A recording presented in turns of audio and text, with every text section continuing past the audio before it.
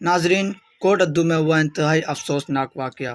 کوٹ ادو میں 3 افراد نے سعدیہ بی بی کو گن پوائنٹ پر نامعلوم مقام پر لے گئے۔ سعدیہ بی بی کا کہنا تھا کہ ہم دربار میں زیارت کر کے واپس آ رہے تھے، راستے میں سوار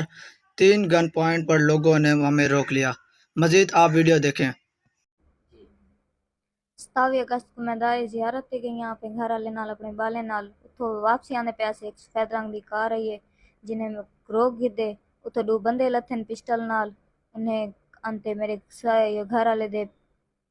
سر تے پسٹل رکھے میرے بالیں کو ڈرائے نے میں کو آکھے نے گڈی وچ بہے نہ تاں اساں تیرے بالیں کو مار سٹیسو تیرے گھر والے کو مار سٹیسو قتل کر دیسوں۔ میں اگر نہ ہی باندھی پہ زبردستی میں کو موٹر سائیکل تو لہے نے نہ ہی اندی پہ تھوڑا ایک شور کرن پیاں تو میں کو تیجا بندہ لہے ہے جڑا گڈی چلیندا بیٹھا ہے کلاشی نال لئیوں کلاشی آکھیوں کہ اگر تو نہیں جلدی پہ تا تیرے بالیں کو مریندے پے تیرے گھر والے کو مریندے پے اتوں نے میں گڈی وچ پاتے مجبورن میں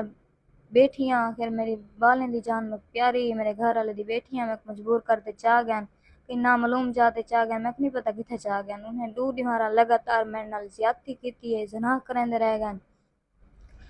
اتھوں والا واپسی 1 ستمبر کو میں کو چھوڑ گئن گھوڑے چوک تے سٹ گئن اتھاں وہ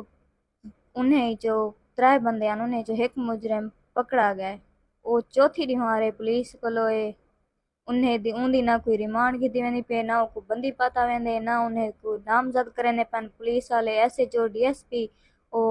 ہتھوں میں کو دھن تو کوڑ مرینی ہے میری جو تفتیش کرنے والی میڈم ہے مس خالدہ او بھی آدھن کہ تو سکول مرین دے وے